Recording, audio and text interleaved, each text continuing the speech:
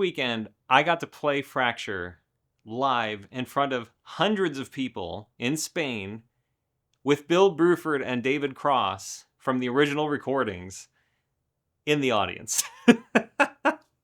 It was totally crazy, very surreal, and I have a lot to share about it. Okay, so overall, I think the performance was pretty good. I would give it a B.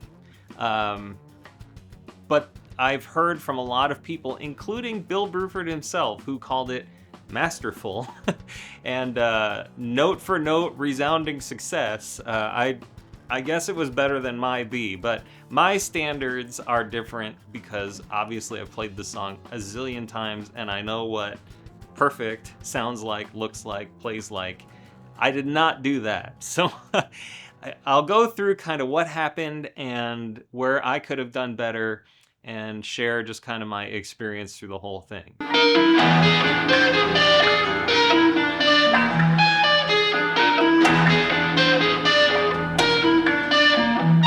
First of all, I borrowed a Les Paul from Leonardo Popkovich's neighbor. Leonardo was running the music festival and he asked me to play Fracture live. And the Les Paul was fine. It was actually a pretty good guitar and everything sounded great during sound check. But the volume must have been rolled back because when I rolled the volume all the way up on the guitar, the tone was distorted, like from the very beginning. And I thought, well, I'm playing this now, so I guess I'll just have to deal with it. And so most of the track, I'm playing a more distorted tone in the clean sections than the original recording.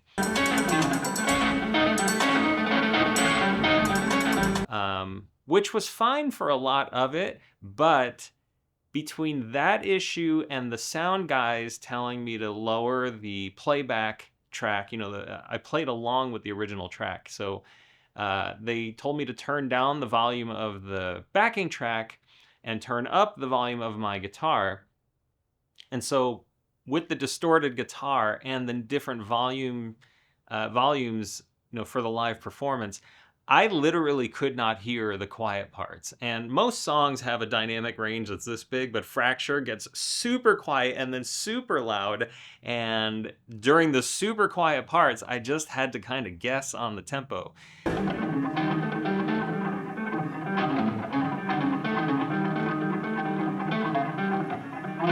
And so I got out of sync at the beginning of the moto. So like when the moto perpetuo kicked in, I was like, oh boy.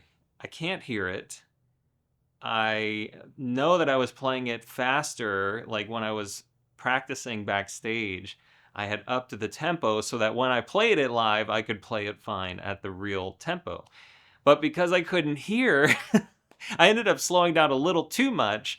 And so the first, 30 seconds of the moto perpetuo,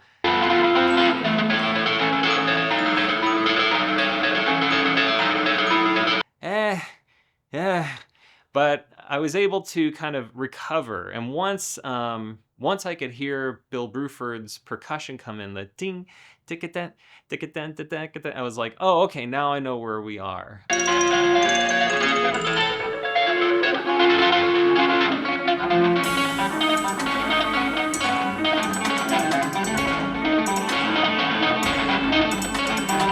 But I couldn't even hear the vibes going, I couldn't hear that. So I got out of sync. That was a little frustrating. The clean tone was a little distorted. That was a little frustrating. And just in my head, I'm thinking, we're doing this. It will be over in a few minutes. But once I heard something I could lock into with Bill's percussion, then I was like, okay. Then I was fine for pretty much the rest of the performance.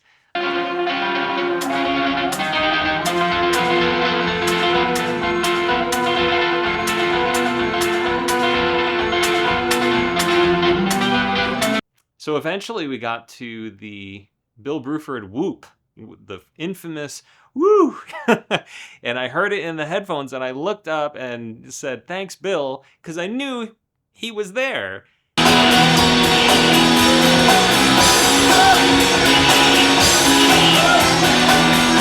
And it was so surreal making eye contact with Bill Bruford while playing Fracture live after all these years, especially when that whoop has been so encouraging to me. So, like, to see him and then he gives me a big thumbs up and he's really digging the performance. And, like, from what I hear, he was air drumming, throughout the song. So that was super cool.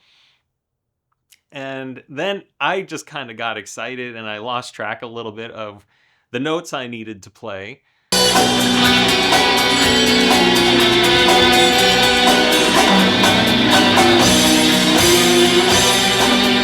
But overall, I recovered fine, and I think more than half the performance is recovering from mistakes, because there will be mistakes, and I certainly made plenty of them. It was not perfect by any stretch of the imagination. But overall, I'm happy with it. If you want to see the full thing, you have to be a Club Weird member, because I just don't want to deal with the King Crimson copyright YouTube team.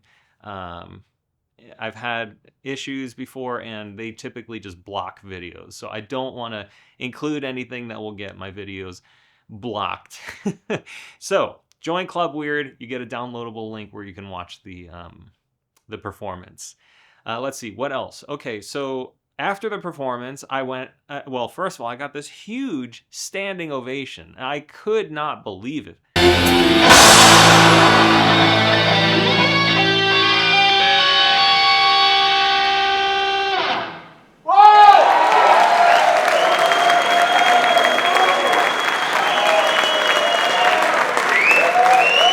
For me, I was just like, okay, I did the thing. I've done it a zillion times. This time, the first time in front of a real audience. And man, they loved it. They just ate the whole thing up.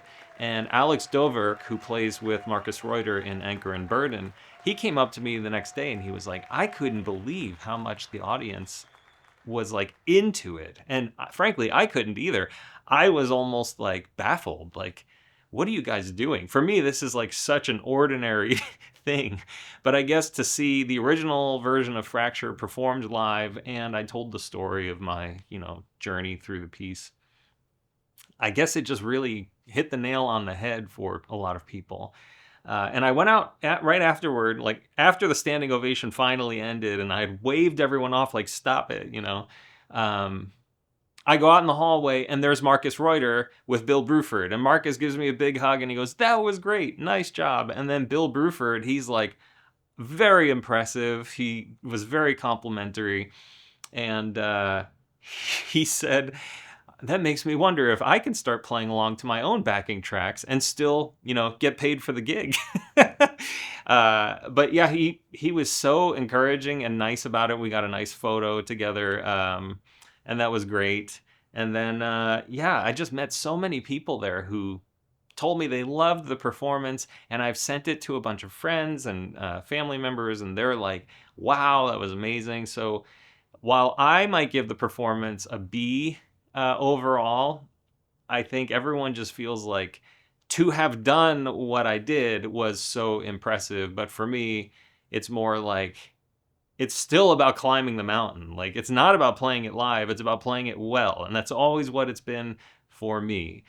And for the most part, I think if I could do it again, I think I would have nailed it. But, oh well.